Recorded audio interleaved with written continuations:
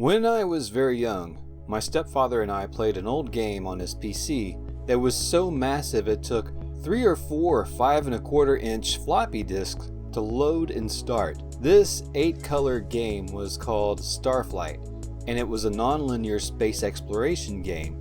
You were given a starship, a few mysteries to unravel, and unleashed into a universe of some 250 stars and 500 planets. You could land on many of these planets, mine minerals, find alien artifacts and ruins, and interact with alien life forms. In space, you could fight it out with aliens or engage in peaceful communication, more or less. All of this would reveal clues that pointed to a bigger overall story. There are some similar elements to Starflight in this game I've started to play called Empyrion Galactic Survival. I play Empyrion because it offers many of the things that Starflight did, qualities that are rare in a game.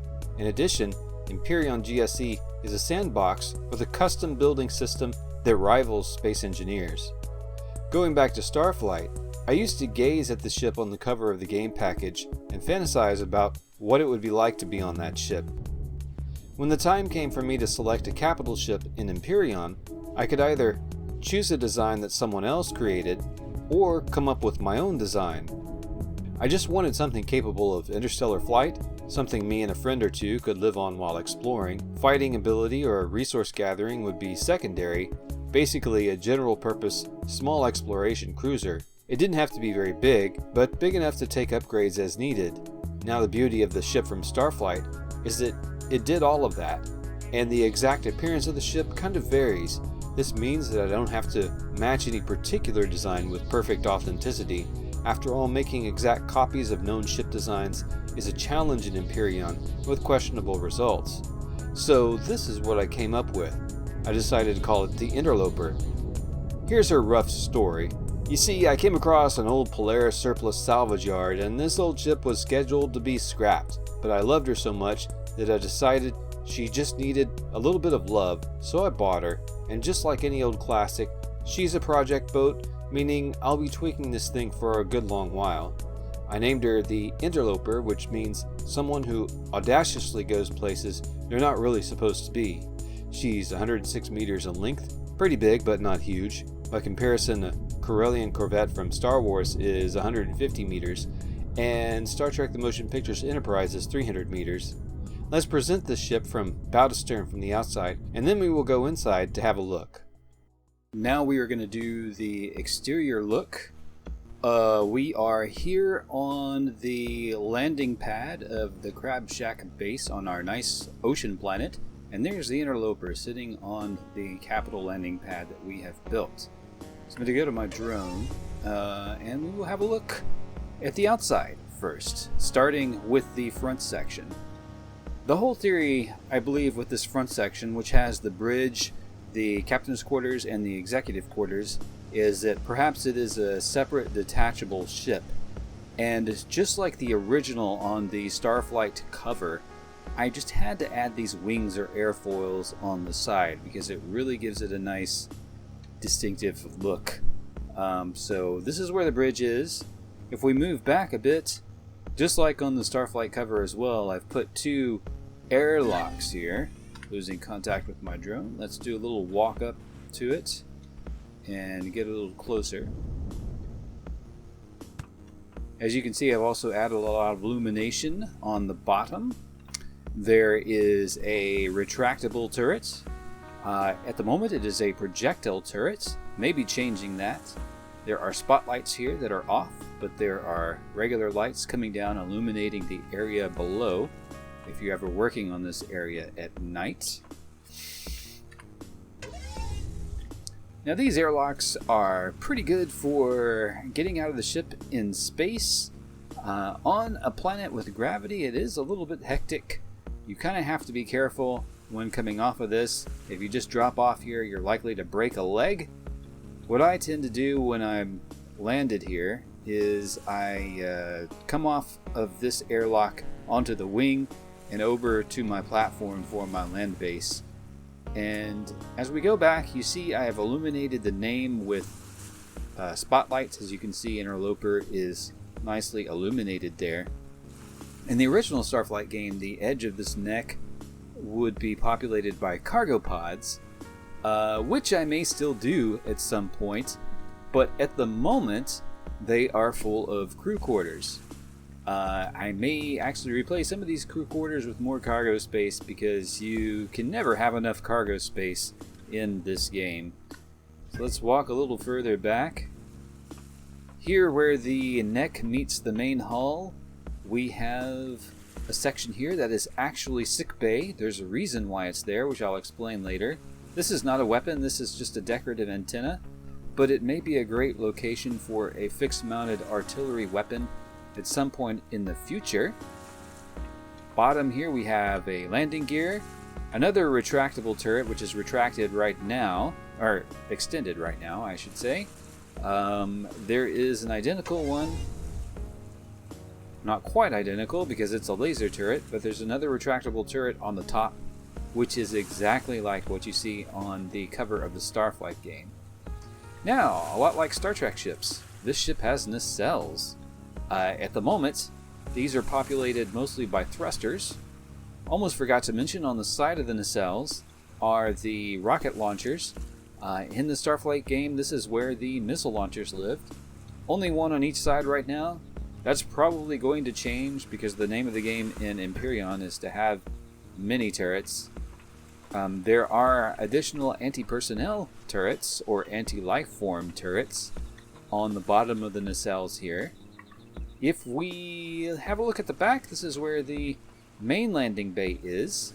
If we go up, this is where the engineering section is inside this deck right here.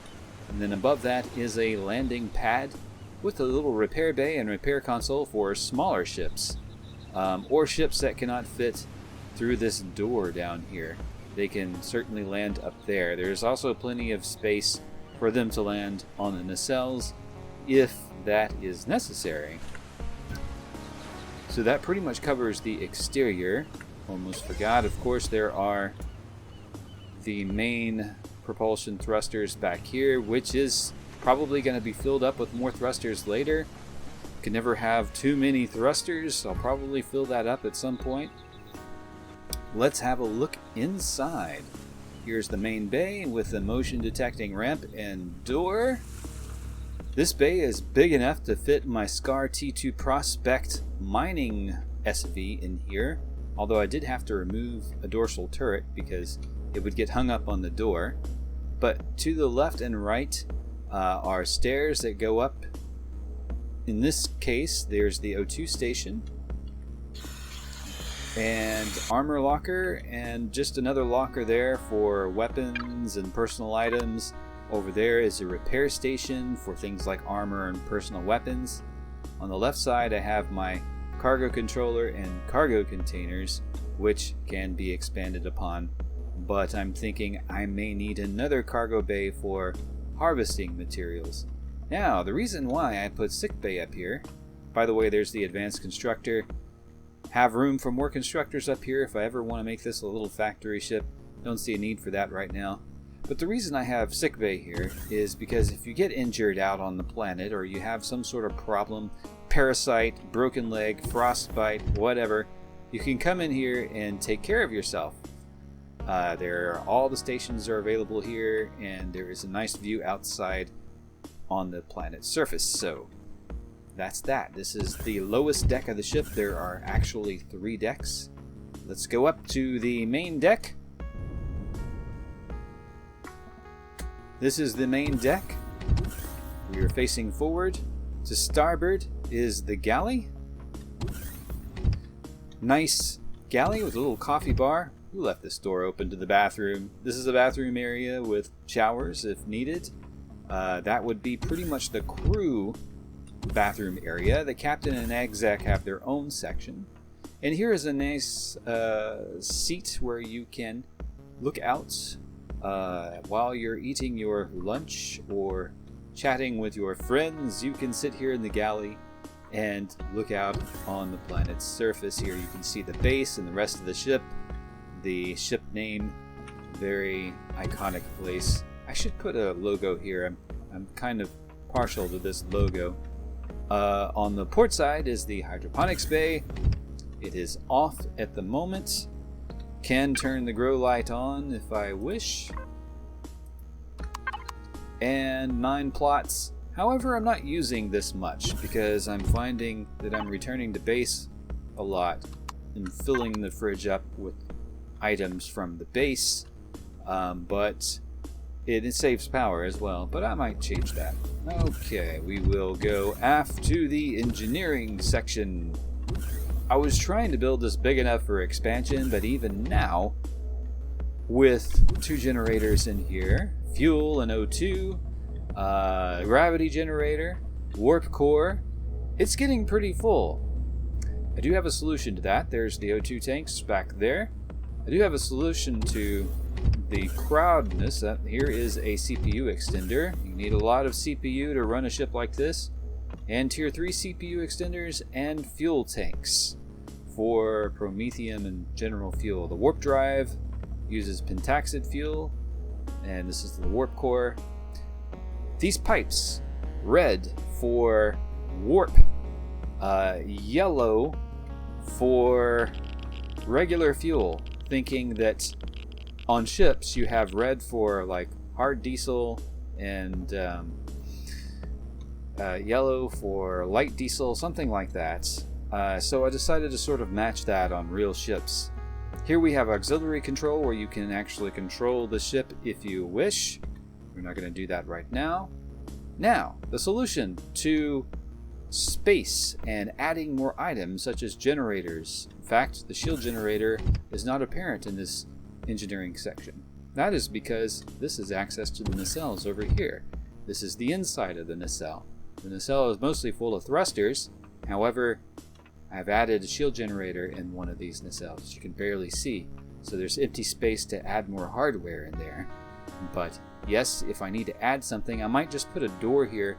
But for the moment, I am removing this window and going in with the drone and putting things in there. So nothing wrong with nacelles. They leave space for upgrades. So let's come out of the engineering section and go forward. We are now entering the neck of the ship. On either side you can see crew quarters. Let's just go into one of them right now. So here's a little crew quarters, nice bed, a desk, a view outside. Like I said, I might be replacing these with cargo. I can certainly replace at least a pair of them with more cargo extenders because I might need it. If we go forward, here is the exit to the airlock. Like I said, this is dangerous to go out of on a gravity planet unless you're good at using your jetpack. But in space, this is a really convenient way to exit the ship and look at a wreck or, get out, do whatever you need to do. Going into the bridge through a bridge airlock. Perhaps this is detachable, but in the game it is not. We enter the bridge. Sensor pinger right there. Captain's chair here, illuminated by a blue spotlight. We have several consoles where people can ride. We have 2 more up front where people can ride. A commanding view of the situation, although most of the time when we're flying a capital ship we do use the external view. And then we have the captain's quarters to starboard, labeled C. This is actually doubling as a ready room. And he has a bed, or she has a bed. A nice view towards the back of the ship. And a nice view out to starboard side viewport. And a laboratory. Somebody chided me for not adding a door there. I think maybe I didn't have room to add one. But you know what? There's plenty of privacy. He's mostly going to be in here by himself anyway. If somebody knocks on the door while he's in the bathroom, he can just say, hang on a second. And he can come out. He can turn on the air vent after he's gone number 2. And this is the executive quarters. Same executive officer quarters. This could also be a VIP quarters or guest quarters for whomever they might be carrying. I almost forgot, the upper deck below the laser turret, I decided to put a lounge. Was going to possibly make it a battle bridge, but it's just as exposed as anything. So instead we made it a lounge. It's a very nice view of the front of the ship. Some table back there where you can play some cards. Nice viewport out the front. It's a very relaxing place to actually sit and ride. Now at the back we have an area where you can get dressed, armor locker leading to an airlock, which leads to the platform on the top. And as you can see, I've got the cloak-shaped fighter parked up here on the upper platform. Also, later upgrades included a repair console and a repair bay for ships. And the laser turret is up here. Since the beginning of this video, I have actually added more laser turrets that are retractable. In the original Starflight game, I think there was probably only one, but now there are more.